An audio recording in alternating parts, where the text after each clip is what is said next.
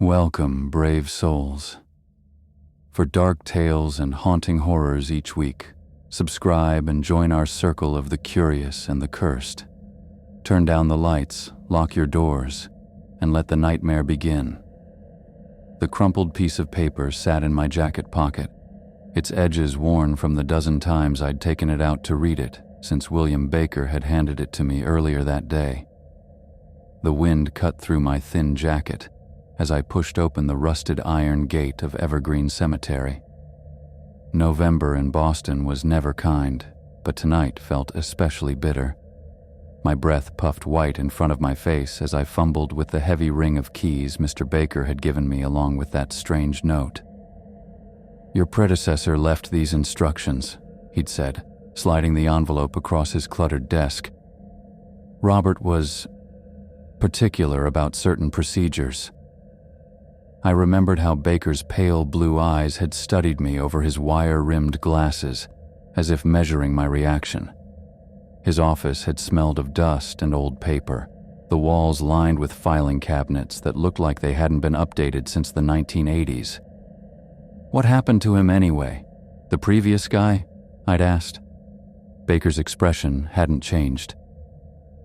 "Robert Mitchell left his position 3 weeks ago, without notice." He hadn't elaborated, and I hadn't pushed. At that point, I needed the job too badly to ask questions that might make me seem difficult. My rent was 2 weeks overdue, and night caretaker at a historic cemetery paid better than I expected. The hours, 10 p.m. to 2 a.m., were strange but manageable. Now, as the gate creaked shut behind me, cutting off the distant sounds of Boston traffic, I pulled out my flashlight and the note again. The handwriting was tight and precise, almost obsessively neat. Rules for night caretaker. Crucial for survival. The dramatic heading had made me laugh when I first read it. Beneath were 6 numbered rules. 1. Don't look at the gravestones while walking. 2. If you hear a voice, ignore it. 3. Don't look at the church. 4. If you see a man in a suit, acknowledge him politely. 5.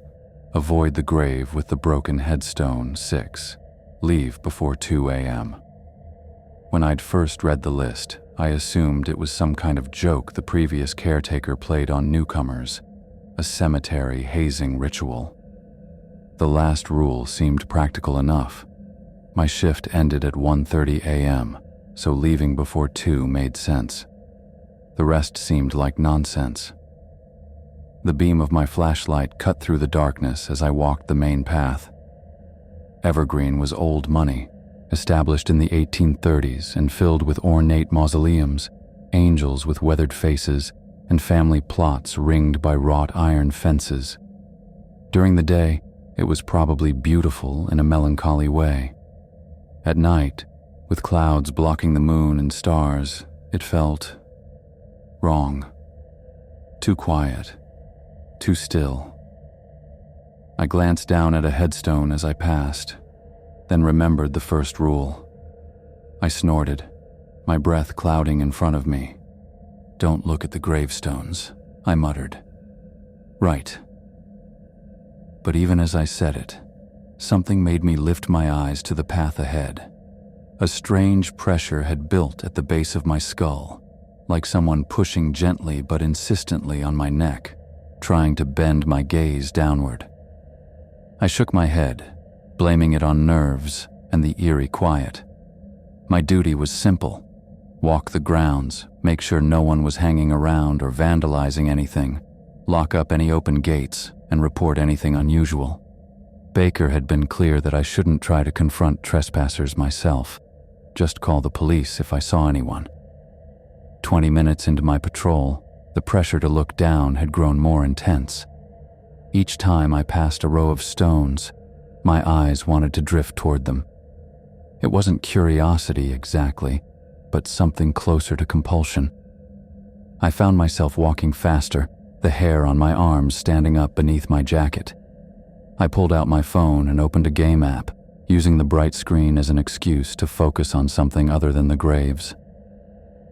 It helped. giving my eyes a place to rest that wasn't the ground. The cemetery spread over 30 acres, with sections dating from different eras. The oldest plots lay to the west, while the eastern side held more recent burials and a small stone church that I could just make out in the distance, its spire a dark shadow against the night sky. As I rounded a bend in the path, my phone lost signal. The game froze, then closed.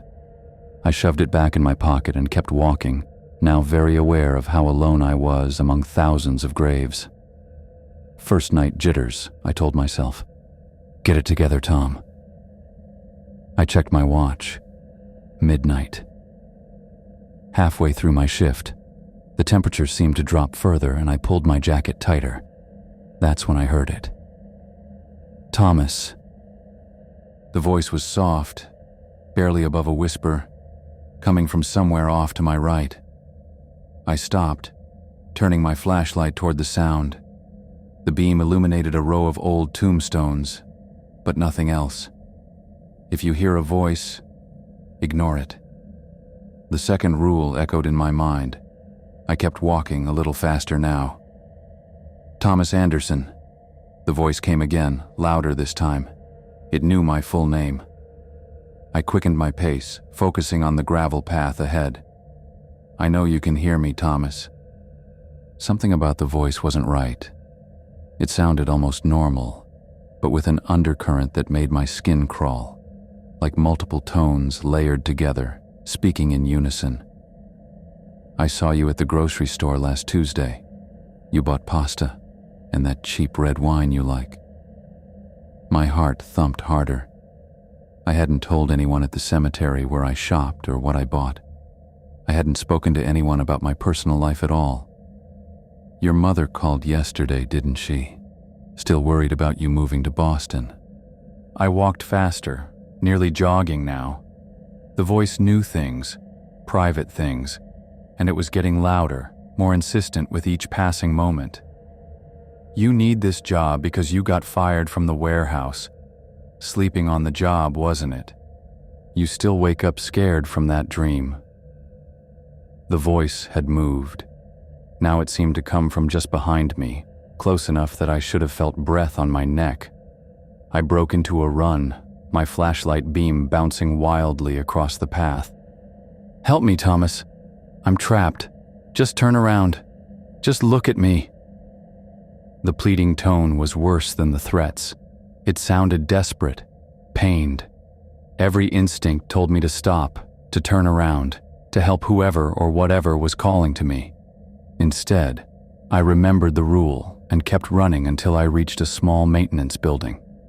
I fumbled with the keys, unlocked the door and ducked inside, slamming it shut behind me. In the silence of the small building, I caught my breath. A desk, a chair, some cleaning supplies, and a coffee maker filled the sparse room.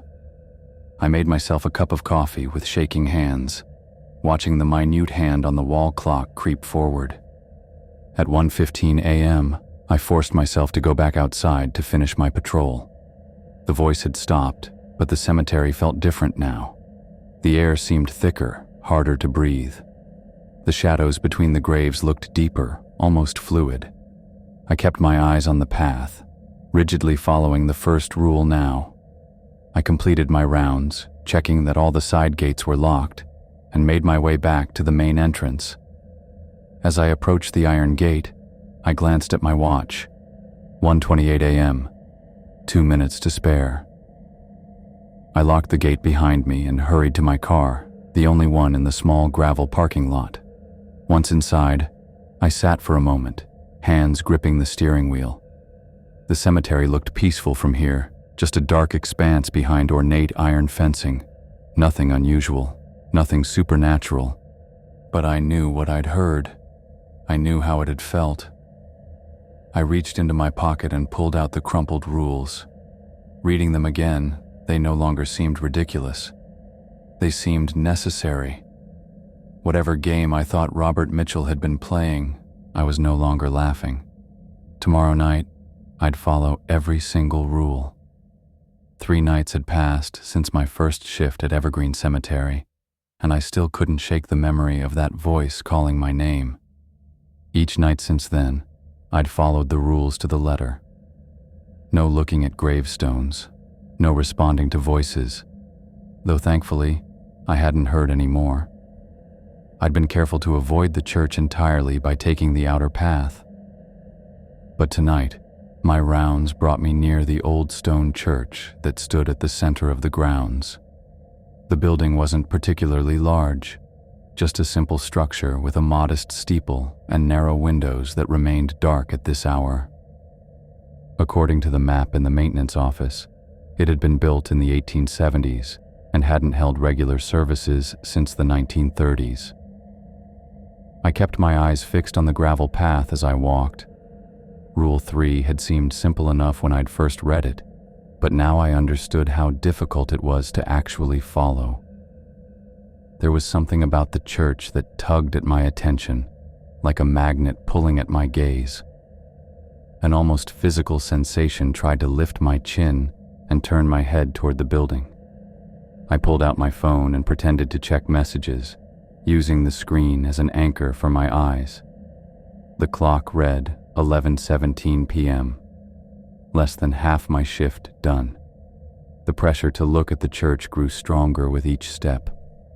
My neck muscles tightened as I forced my head to stay down. Sweat beaded on my forehead despite the November chill. Whatever this was, it felt deliberate. Something wanted me to look up.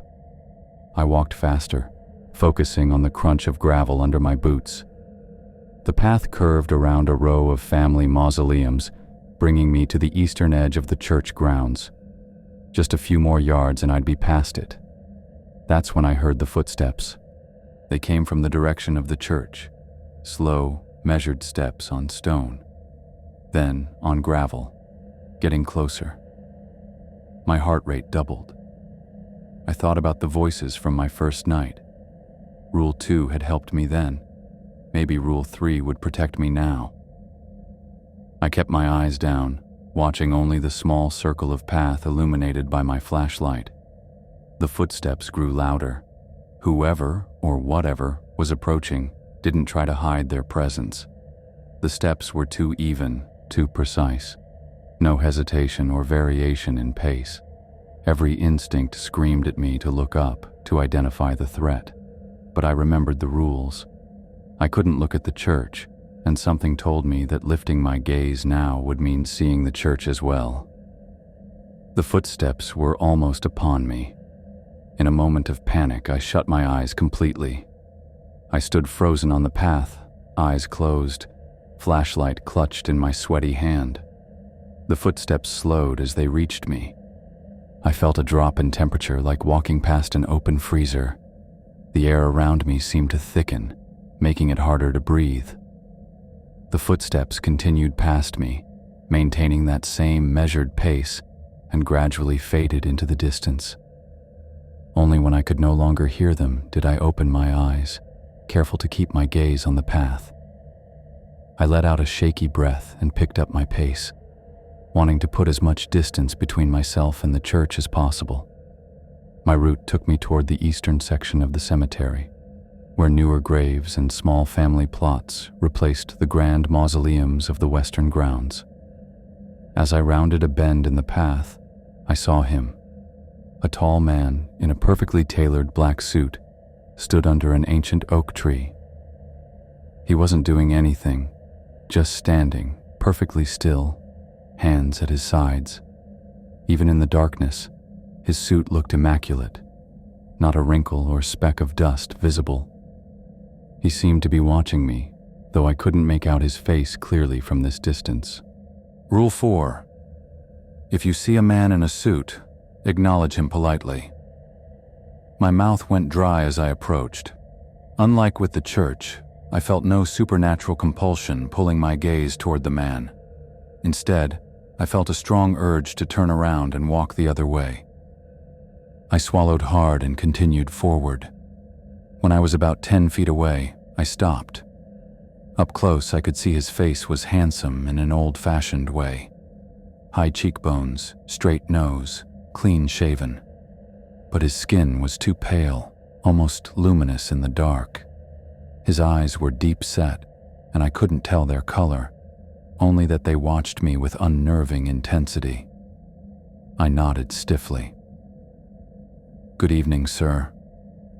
The man smiled without opening his mouth, just a slight curving of lips that didn't reach his eyes. He inclined his head a fraction of an inch in acknowledgement. I blinked, and he was gone. Not like he'd walked away or stepped behind the tree. He simply wasn't there anymore. A violent shiver ran through me. I backed away from the spot where he'd stood, my flashlight beam jerking wildly across the headstones. My breath came in quick, shallow gasps that clouded in the cold air. That was Edward Harris. The thought came to me unbidden.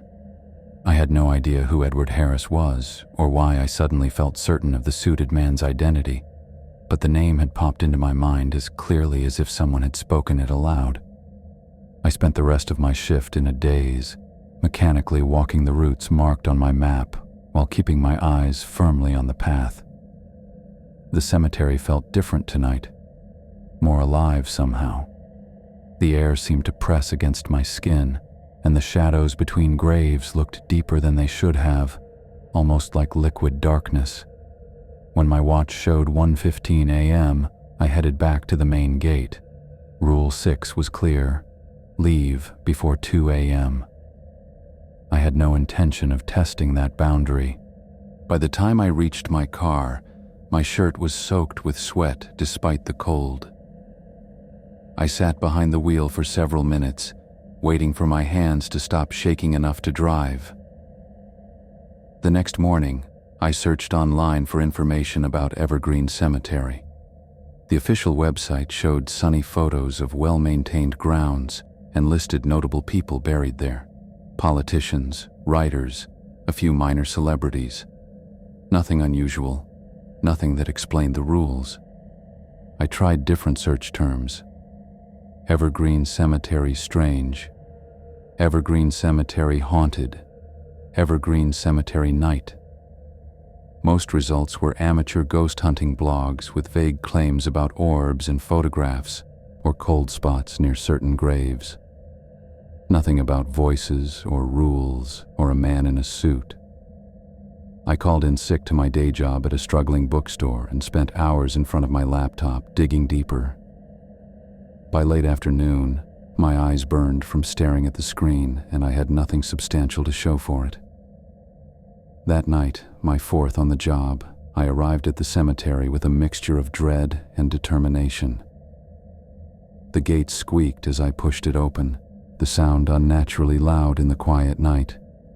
I stuck to the outer paths, avoiding the church completely. No sign of the suited man, of Edward Harris, if that really was his name. No disembodied voices called to me, just the wind through the trees and the distant sounds of the city. Yet the cemetery still felt wrong. When I passed certain graves, the air grew colder. Shadows seemed to stretch toward me as I walked by. Once, I could have sworn I saw movement from the corner of my eye, a dark shape darting between headstones. But when I turned my flashlight in that direction, careful to aim at the trees, not the graves, nothing was there. I left at 1:30 a.m., locking the gate behind me with hands that trembled less than the previous night, but still weren't entirely steady. Sleep became my enemy. Each night after my shift, I would lie in bed staring at the ceiling until exhaustion finally pulled me under. And then the dreams would come. Dreams of open graves with nothing inside, of shadowy figures watching from a distance, of running through the cemetery while something chased me. I'd wake gasping, tangled in sweat-soaked sheets, the memory of cold, stale air filling my lungs. During my fifth night, rain fell in a steady drizzle that soaked through my jacket and made the paths slick with mud. I kept my hood up and my eyes down, now almost accustomed to the strange compulsions and odd sensations that came with the job. On the 6th night, I found fresh flowers on a grave in the oldest section, roses so dark red they looked black in the beam of my flashlight. I didn't stop to read the name on the headstone, following Rule 1 religiously now. But I wondered who would visit such an old grave, in such a remote corner of the cemetery, and at what hour. I'd locked the gates myself at the start of my shift, and I'd seen no one else on the grounds. The 7th night was clear and cold, with a bright moon that cast long shadows across the graves. For the first time, I considered quitting.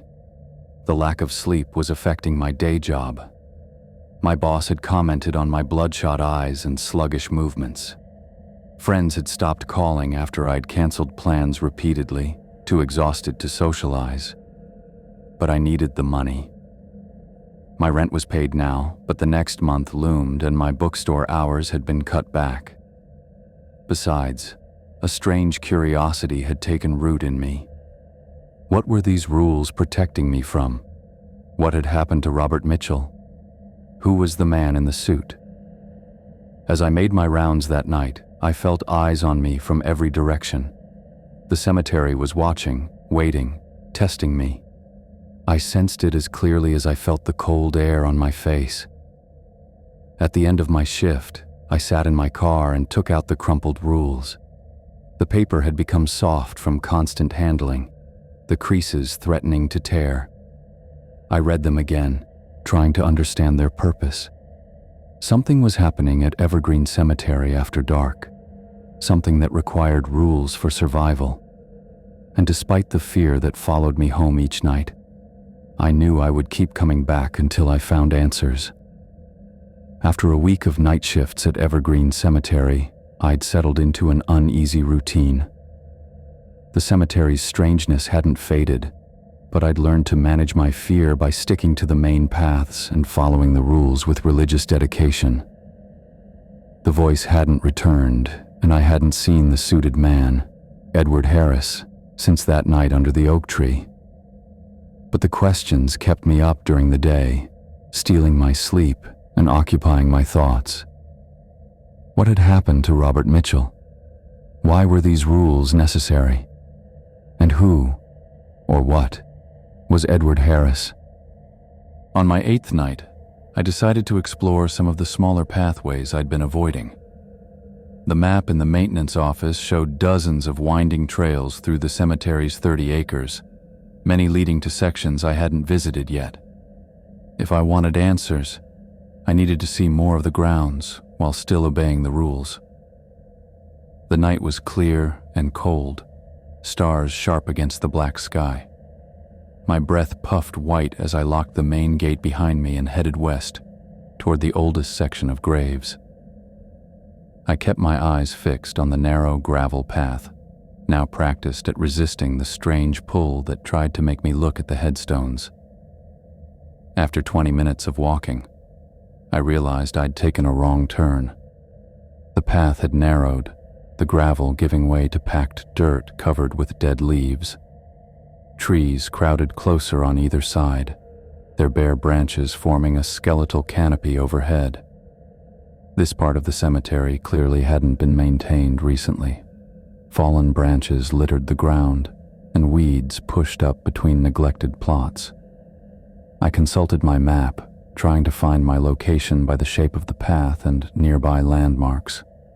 As I traced possible routes with my finger, my flashlight beam swept across the ground and caught the edge of a headstone directly in my path. I immediately looked away, but not before I saw that the stone was cracked down the middle, split from top to bottom like it had been struck by lightning or hit with tremendous force. The grave with the broken headstone. Rule 5.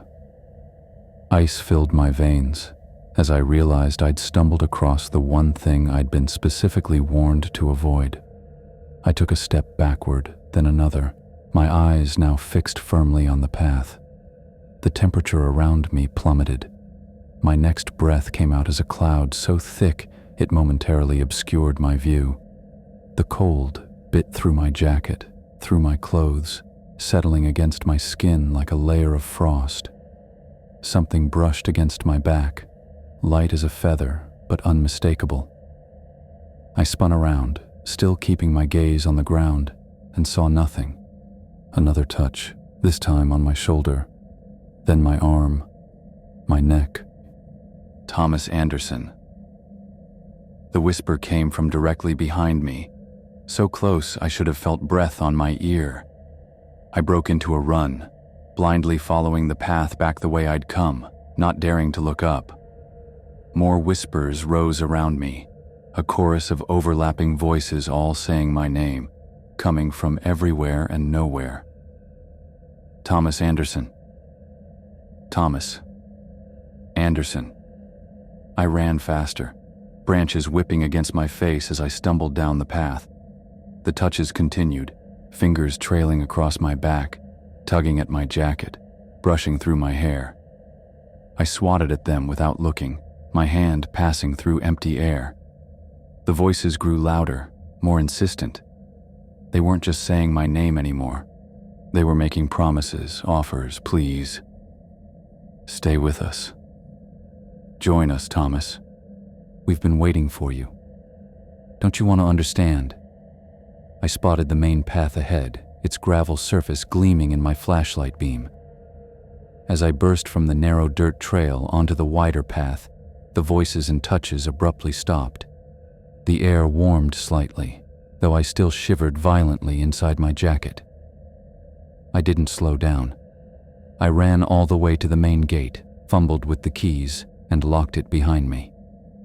In my car, I cranked the heater to maximum and sat with my hands pressed against the vents, waiting for warmth to return to my fingers. When my watch showed 2:30 a.m., I realized I'd broken Rule 6 by not leaving before 2 a.m. Yet nothing had happened to me outside the cemetery gates. The rules seemed to apply only within the grounds. I couldn't bring myself to drive home. What if something had followed me? What if it was waiting for me in my empty apartment? Instead, I reclined my seat slightly and stayed in the parking lot, watching the cemetery through my windshield until the sky lightened with dawn. The Boston Historical Society occupied an old brick building downtown. I arrived shortly after they opened at 9 a.m., bleary-eyed from my night in the car, but too wired to go home and sleep. "Can I help you find something?" A woman with gray hair pulled into a tight bun looked up from the front desk. "I'm researching Evergreen Cemetery," I said. "Specifically, its caretakers." Her expression shifted slightly, a small furrow appearing between her eyebrows. "Any particular time period?" "The last 100 years or so. I'm especially interested in anyone who might have disappeared while working there." She studied me for a moment. "Basement level, Section C. Cemetery records and local newspapers. Sign in, please." I scribbled my name on her clipboard and followed her directions to a dimly lit basement filled with metal shelving. Each shelf held boxes of documents, folders, and bound volumes. Section C took up an entire wall. I started with the cemetery's employment records, which were surprisingly detailed for an institution of its age. The names of groundskeepers, administrators, and night caretakers stretched back to the cemetery's founding in 1837. Most entries included hiring dates, departure dates, and sometimes brief notes. But as I worked forward through the decades, I noticed a pattern. Starting in the 1940s, approximately every 10 to 15 years, a night caretaker's record would end without a departure date or explanation. 7 names over 80 years, their employment histories simply stopping, the most recent being Robert Mitchell. Next, I pulled archived newspapers from those time periods, searching for any mention of the missing caretakers. Most yielded nothing, as if they'd been too unremarkable to warrant coverage. But Robert Mitchell was different. A small article from 3 months ago mentioned him as an amateur historian with an interest in the legends and lore of Boston's historic Evergreen Cemetery. The piece noted that Mitchell had been collecting oral histories from longtime residents about cemetery superstitions and was planning to compile them into a book. The article included a photo of Mitchell, a thin man with auburn hair and intense green eyes. He looked exactly as I'd imagined someone who would write those rules would look: observant, meticulous, slightly obsessive. I dug deeper, searching for any mention of Edward Harris. In a ledger of notable burials, I found him listed as a prominent businessman who died in 1891. His grave was in the eastern section, not far from the church. A local history book from the 1950s included a chapter on evergreen cemetery legends. One paragraph caught my attention.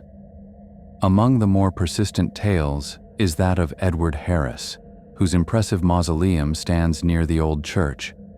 Local stories claim that Harris still walks the grounds after dark, dressed in the same formal attire he was buried in. Nighttime visitors over the decades have reported seeing a tall man in a black suit who appears and vanishes without warning. My hands trembled as I copied the passage into my notebook. Edward Harris was real, a flesh and blood person who died over a century ago. And somehow, I'd seen him standing under that oak tree. By late afternoon, my eyes burned from reading old newsprint, and my back ached from hunching over tables. I had pages of notes, but still no clear explanation for what was happening at Evergreen. The records confirmed that caretakers had vanished, that Edward Harris was buried there, and that the cemetery had accumulated its share of strange stories over the years. But nothing explained the rules or the consequences of breaking them. As I drove to the cemetery for my next shift, I decided to search more thoroughly through the maintenance building. If Robert Mitchell had been researching cemetery legends and planned to write a book, he must have kept notes somewhere. The cemetery felt different that night, watchful, aware of my presence in a way it hadn't been before. The air felt charged, like the atmosphere before a thunderstorm. I completed my regular patrol quickly, careful to avoid the western section where I'd encountered the broken headstone. At midnight, I unlocked the maintenance building and stepped inside. My previous searches had been cursory, opening drawers, checking shelves, looking for anything obviously out of place. Tonight, I would be more thorough. I started with the metal desk, examining each drawer carefully. The contents were mundane: pens, paper clips, maintenance schedules, maps. Nothing personal, nothing revealing. Next, I checked the filing cabinet against the wall. Employment forms, supply inventories, vendor contacts. I pulled each drawer out completely, checking behind and beneath the files. Nothing. The small closet yielded only cleaning supplies and a spare uniform. I ran my hands along the shelves, the walls, looking for anything that might be hidden. As I was about to give up, I noticed the coffee maker sat slightly askew on its small table, as if it had been moved recently. I lifted it and found nothing. Then I checked the table itself. The particle board top was loose. I wiggled it, and it lifted away from the frame, revealing a shallow space beneath. Inside was a leather-bound journal, its cover worn smooth with handling. I opened it to the first page and saw neat, precise handwriting, the same hand that had written the rules. Property of Robert Mitchell, night caretaker, Evergreen Cemetery. The journal was a detailed account of Robert's experiences at the cemetery, beginning with his initial skepticism about the rules given to him by his predecessor. The early entries documented mundane observations about the grounds, the weather, occasional trespassers. But as weeks passed, his entries became more focused on the strange occurrences. He wrote about hearing voices that knew personal details about his life. He described seeing the man in the suit, Edward Harris, and their brief conversations that grew longer and more detailed over time. Most disturbing were his accounts of rule-breaking incidents, both intentional and accidental. I looked directly at a grave tonight, the Thornton family plot from 1882. Within seconds, I felt a pressure in my skull, like something trying to get in. When I looked away, it subsided. But hours later, I can still feel a residual ache, as if whatever tried to enter left a bruise on my mind. I spoke to one of the voices today. It sounded like my brother Michael, who died when I was 12. I knew it couldn't be him, but I answered anyway when it asked if I remembered our tree fort. Immediately, the air around me grew cold, and I felt hands grabbing at my clothes, my hair, trying to pull me somewhere. I ran and didn't stop until I reached the gate. I looked at the church today. Just a glance, but enough. The building changed. The stone darkened, and the windows glowed with a light that wasn't light as we understand it. For a moment I saw figures moving inside, their shapes wrong somehow, elongated, and the door began to open. I shut my eyes until the feeling of being watched passed. As I flipped through the pages, I noticed how Robert's attitude transformed over time. His initial fear gave way to fascination, then to a kind of reverence. He began to see the cemetery not as a place of danger, but as a space where the boundary between life and death thinned, where different rules of reality applied. The final entries revealed a man who had come to a profound decision. The last page, dated just 3 days before his disappearance, read, "Edward explained everything tonight. It makes sense now. All of it. The rules, the voices, the watchers. It's not about surviving them. It's about becoming one of them. The choice comes at midnight on the full moon. I know what I'll choose. The world beyond the cemetery gates holds nothing for me now." I closed the journal, my hands shaking. Robert hadn't vanished or died. He'd made a choice to stay, to become... what? One of them? Like Edward Harris? I checked my watch, 1:45 a.m. I needed to leave before 2. I tucked the journal into my jacket and locked the maintenance building behind me. As I walked toward the main gate, I felt the weight of what I'd learned pressing down on me. The cemetery had been testing me from the first night. The rules weren't just for survival. They were a test to see if I was suitable for something more. And in less than 2 weeks, on the night of the full moon, I might face the same choice Robert Mitchell had made. 2 weeks after starting my job at Evergreen Cemetery, I drove through the gates under the light of a full moon. The night sky was clear, stars sharp and brilliant above the silhouettes of monuments and trees. Robert Mitchell's journal sat on the passenger seat beside me, his detailed account of strange experiences that matched my own and his final decision to stay in the cemetery forever. I parked in my usual spot, cut the engine, and sat in silence. Questions had kept me awake for the past 2 days. If Robert had chosen to become one of them, whatever that meant, what exactly was Edward Harris? What were the voices that called my name? What happened in this place after 2 a.m.? Tonight, I needed answers. I tucked Robert's journal into my jacket pocket and stepped out into the cold. Frost had started to form on the grass, crunching under my boots as I walked to the main gate. My breath clouded in front of me as I unlocked the heavy iron gate, its familiar creak muffled by the stillness of the night. Inside the cemetery grounds, I felt the immediate change in atmosphere I'd grown accustomed to. That sense of being in a place that wasn't quite normal, where the air felt thicker and shadows seemed to watch.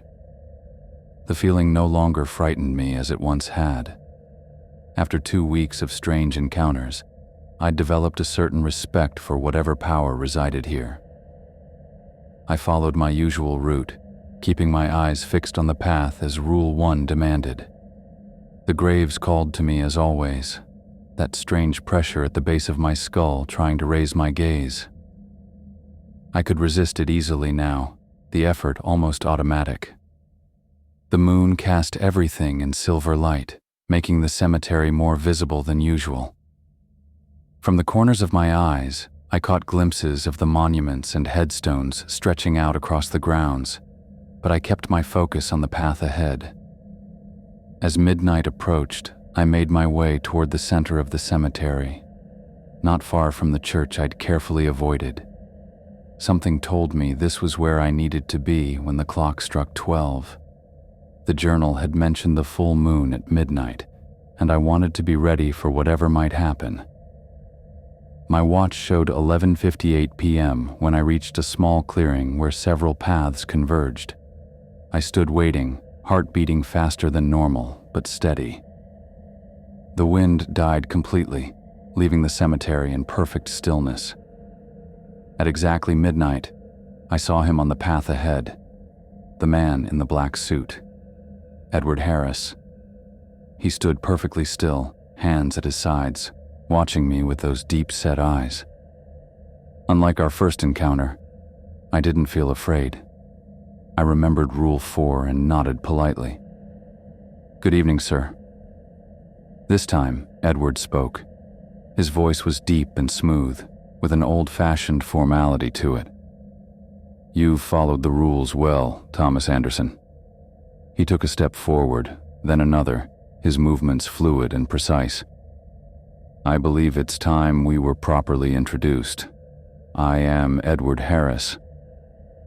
His confirmation of the name that had come to me spontaneously during our first meeting sent a chill through me that had nothing to do with the November air. "How do you know my name?" I asked. "I know many things about those who walk these grounds after dark." Edward stopped a few feet away from me. Up close, his face looked even more unsettling. Handsome, but with a stillness that no living person could maintain. His skin was too perfect, too pale in the moonlight. "You've been curious about this place, about the rules, about what happened to Robert Mitchell." I nodded, my hand unconsciously touching the journal in my pocket. "I found his journal. He wrote that you explained everything to him." Edward's lips curved into that same slight smile I'd seen during our first encounter. "Then you already suspect the truth. This cemetery exists between two worlds, Thomas. The world of the living and the world beyond. It is a boundary, a threshold, and it must be maintained." He began to walk slowly along the path, gesturing for me to follow. I did, staying beside him but careful to keep my eyes away from the graves and the church. "The caretakers of Evergreen have always had dual responsibilities," Edward continued. "To the cemetery itself, yes, but also to the boundary between worlds. Those who respect the rules, who understand the delicate balance we maintain, eventually earn a choice." My throat felt dry. What kind of choice? The same choice Robert Mitchell made 3 weeks ago. The same choice I made in my time. To leave this place forever and never return, or to become one of its eternal guardians. We walked in silence for a moment as I processed what he was saying. The moonlight cast our shadows long across the path, mine moving naturally with my steps, while Edward seemed slightly out of sync with his movements. "Robert chose to stay," I said, remembering the final entry in his journal. Edward nodded. "He did. He found purpose here that he lacked in your world. He understood what we protect and why it matters." "And the rules?" I asked. "They're not just for survival." "No. They are a test of compatibility, of suitability. The rules were not created to frighten you, Thomas, but to determine if you could one day join us." We passed near the church, and I kept my gaze firmly on the path as always. But I sensed Edward watching me, evaluating my discipline. "Breaking the rules weakens the boundary," Edward explained.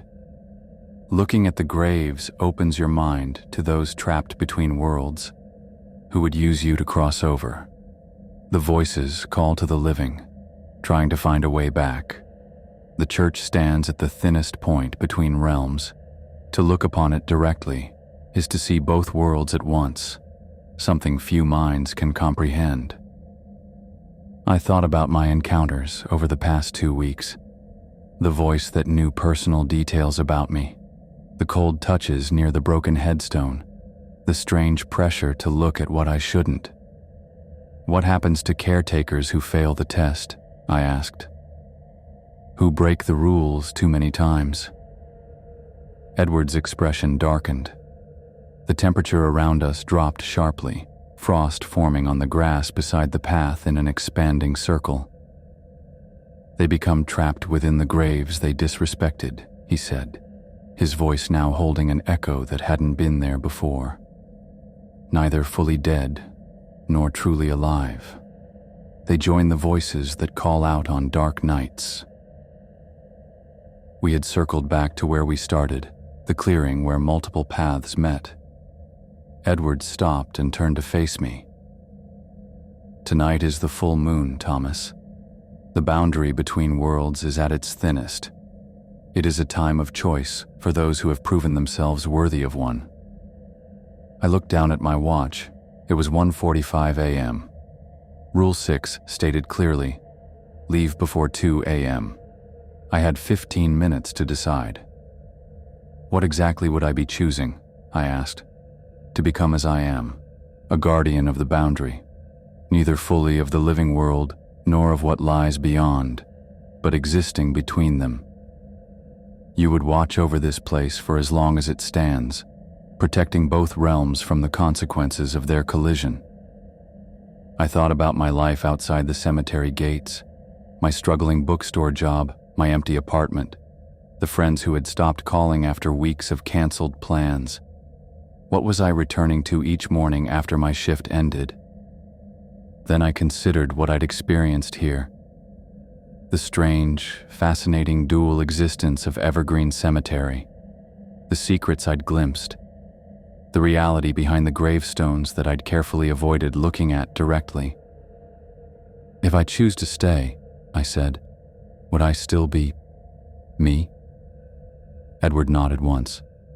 Your essence remains. Your memories, your character, but your existence would change. You would see both worlds at once, understand things no living person can comprehend. You would no longer age, no longer tire as humans do. And if I choose to leave, then you will walk out those gates before 2 a.m. and never return. Your memories will remain, but no job will bring you back to Evergreen after dark. The choice, once made, is permanent. I checked my watch again. 1:52 a.m. 8 minutes to decide. I pulled Robert's journal from my pocket and opened it to the final page. His words seemed clearer now. The world beyond the cemetery gates holds nothing for me now. I understood what he meant. In just 2 weeks, this place had become more real to me than my daily life. The strangeness, the mystery, the sense of purpose, it called to something deep inside me. What do most caretakers choose? I asked. There is no most choice, Edward said. Each caretaker decides based on their own nature. Some flee and never look back, others stay. The worthy are given the choice. The decision belongs to them alone. 1:57 a.m., 3 minutes left. I looked toward the direction of the church, though I still couldn't see it directly. If I stay, will I understand what's on the other side of that boundary? Yes, Edward said simply. You will become part of both worlds, guardian of the space between them. I took a deep breath of the cold cemetery air. For the first time in weeks, my mind felt clear. The choice seemed obvious now, as if I'd known what I would decide from the moment I found Robert's journal. I took a step forward, then another, moving away from the direction of the main gate as my watch ticked past 1:59 a.m. I'm staying, I said. Edward nodded, no surprise in his expression. Then it is time to truly see. As my watch displayed 2:09 a.m., I felt the air around me change, becoming charged with something I couldn't name. The boundary between worlds thinned, and I stepped across the threshold into my new existence.